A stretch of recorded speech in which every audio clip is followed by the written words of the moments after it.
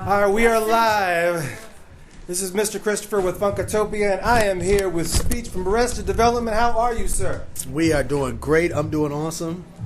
With me backstage is JJ Boogie, Ishi, Moncho Ishi, Tasha LaRae, our sister Anita. She's practicing to be down with us for touring in the future. Fantastic. And my wife Yolanda, she's our road manager as well.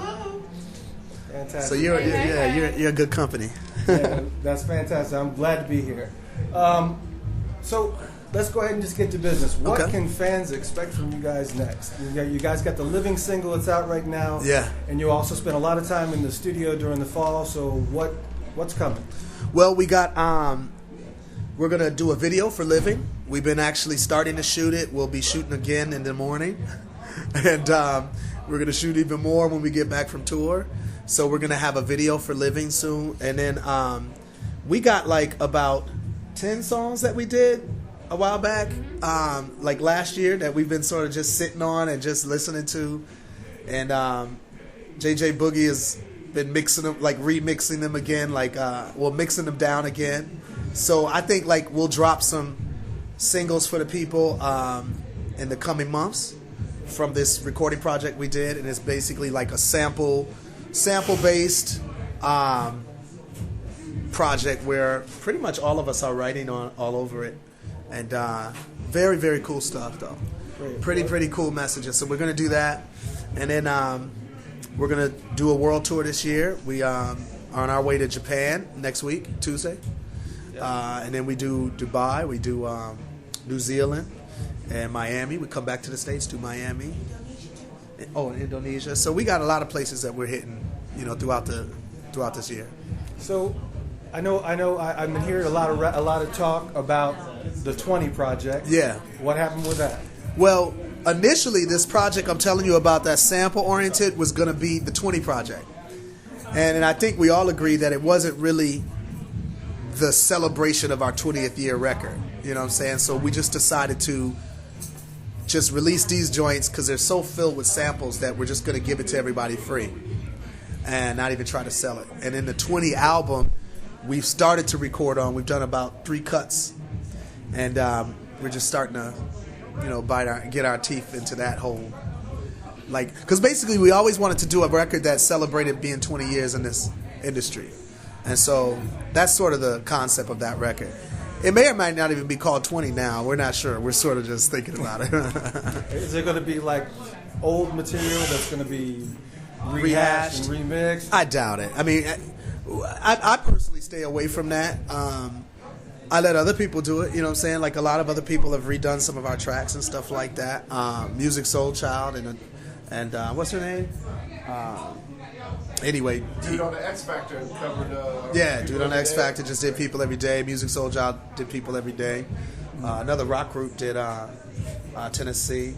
So we've had a lot of people do our stuff. I figure let them do it. It's probably pretty good idea. Now you mentioned Japan on the tour. Yeah. So you guys just blew up in Japan. So, yeah. So and JJ said there was a little bit of a story to that. So how exactly did that ball get rolling? Well, it's so cool because Japan has been like our dream market, because when we first released 3 Years, 5 Months, it did very well there. It went platinum there. And then we released Zigala Maduni, and it did even better in Japan. And then we broke up. We didn't really know what was going on in Japan at the time. We was busy. We toured Japan, but we didn't really know how much love they had for our music. So then I started releasing solo material. And my solo album didn't do well anywhere but Japan. So then when I found out that Japan was loving it, it was like, I got a phone call from my manager. He said, yo, your single, like Marvin Gaye said, which was my first single from my solo career, is #1 on the charts in Japan. And I was like, really? How long? He said 7 weeks. So I was like, we got to go over there and tour. So I started touring in Japan. And that just jumped off a whole career, like for me, like a whole second career. And every record I started releasing in Japan was hitting the top 10. So I did 5 records that did that. And then Ishi in year 2000 said, year 1999, she said, yo, Speech, why don't we do more AD material? And I said, I'd love to. So we got the band together and released our first record our first reunited record in Japan, and that did incredibly well.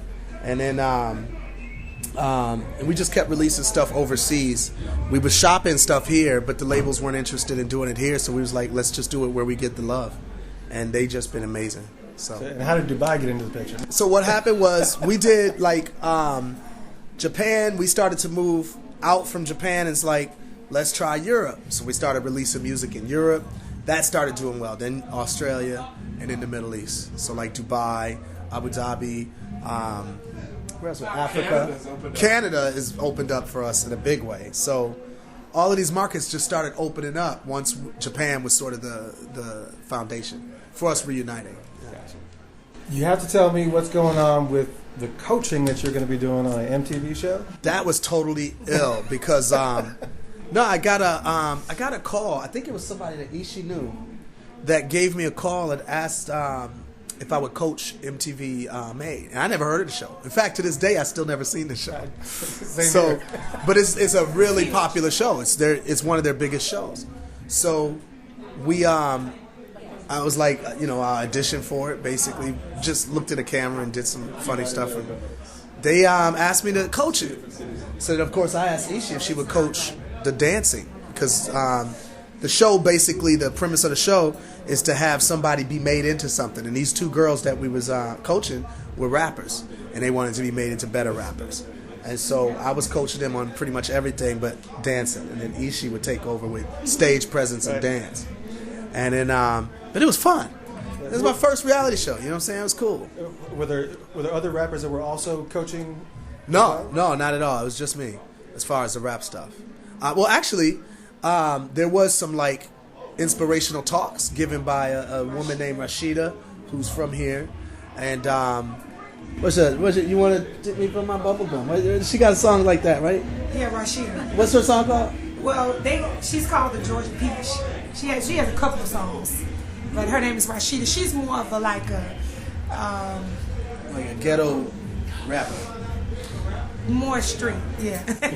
Yeah, but I mean, I like Rashida. I can edit anything. Just let me know what you want. Yeah, She said ghetto. No, I said, and she's, I'm ghetto. And she's a gorgeous girl, but she's known as the Georgia Peach here. Right. Because she's from the ATL. Oh, well, I think she grew up in Riverdale. But yeah, she talked to her. And Emperor Cersei, wasn't he on the show too? He was. He gave advice. You know what I'm saying? He gave advice. He wasn't a coach or anything, but he was definitely.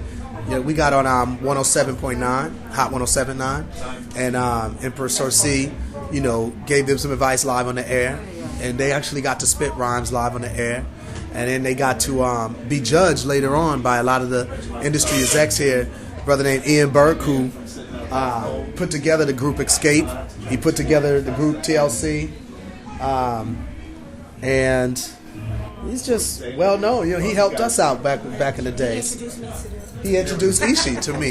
Yeah. So, he's just been a guy that's been in the industry for years in Atlanta, and he's done a lot of great stuff. So he was one of the judges. So it was really cool.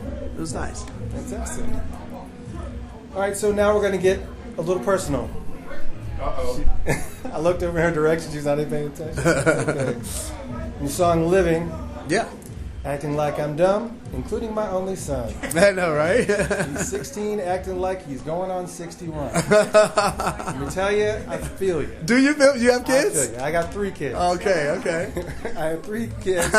One that is 3 years away from going to college. Okay, yeah, you get So in that teen realm where they know everything, you know nothing, right. And we've all been there, and we've all took that stance as well.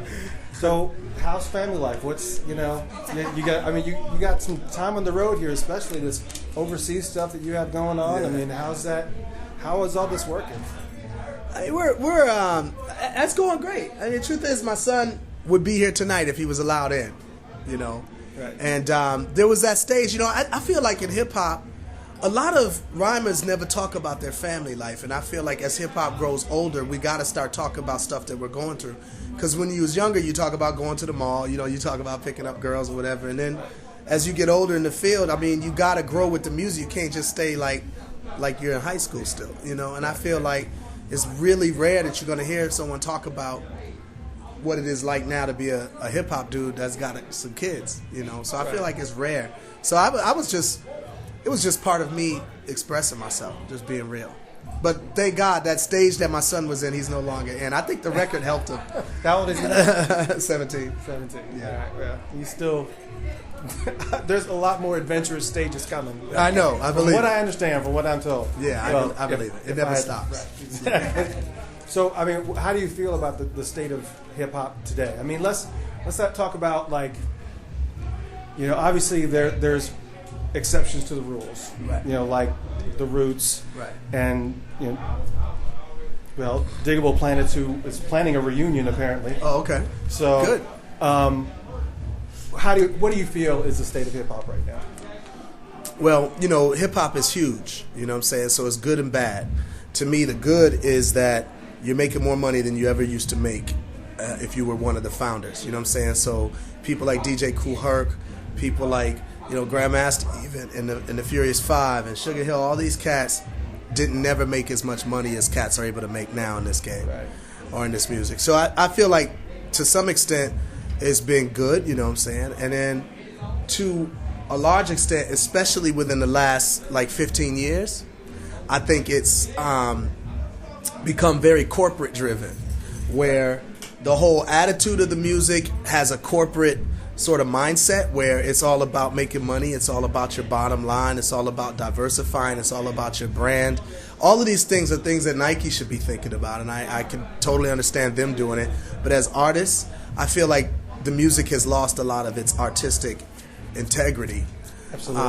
And then at the same time, you got a lot of underground groups that aren't as well known that are still holding on very tight to their integrity and doing some really incredible and inspirational music. Such as? Braille is one of them. Theory Has It is another. I sent you a link for Theory Has It's record today. Black Alicious, Yes, you know, Black Alicious. Jurassic 5 when they were together, and Kanan. You know, so it's a lot. I can't think of them all right now, but a lot of artists are keeping Brother Ali, you know, are keeping some really cool stuff going on and doing some interesting stuff. So I feel all in all, though, hip hop needs to find a balance, you know, because one of the great things about the golden era to me, like late 80s to the early 90s, was that you had Public Enemies coming out on the charts, on the radio, and at the same time you had Two Live Crew, which is the opposite end of the spectrum to some extent, opposite, yeah, on the radio. Then in between you had De La and Tribe and Arrested Development and X-Clan and, you know, Young MC and MC Hammer, and all of us might tour together. Like you could see an MC Hammer / 357 Public Enemy Two Live Crew tour. That was hip hop, because then you got, if you're into Two Live Crew, great. If you're into Arrested Development, you're great. You know, you're into PM Dawn, great. You're into any of these things, great. Wu-Tang, all of that stuff could coexist. Nowadays, you just don't see that same diversity. Right. On the radio, on the charts, on video, nor on tours. And so it's just more streamlined, which is, again, a corporate type of thinking. Right.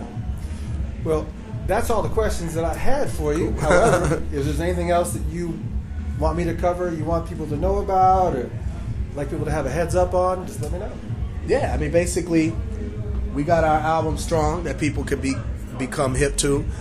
It went to the top 10 in Japan, and so we're proud of it. It's a great record, and the living single is out. I dropped a single called "I'ma Fight Back Right Now." It's a really, really great song, and so yeah, we got some really cool stuff that I think people will really be surprised with. Now, this new album that JJ's mixing, you have any kind of ETA or guesstimation? I think we'll probably drop something in the next month, like another single, and we'll just keep dropping singles here and there, just bam, you know. Cool, baby. So we definitely appreciate your support. You know, well, thank you very much. Thank you. Again, this is Mr. Christopher from Funkatopia with speech from Rest Development and the crew. Signing off. See y'all later.